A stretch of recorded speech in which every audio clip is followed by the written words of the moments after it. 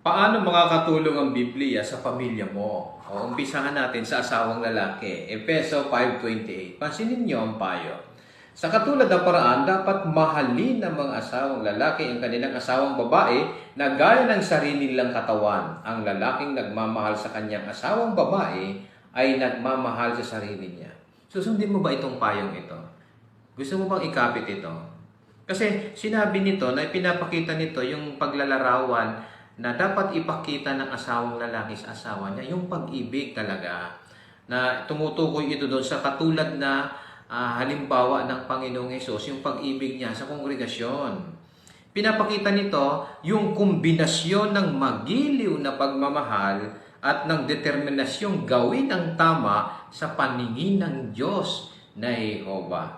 Tutularan mo ba si Jesus sa pagpapakita ng pag-ibig sa asawang babae?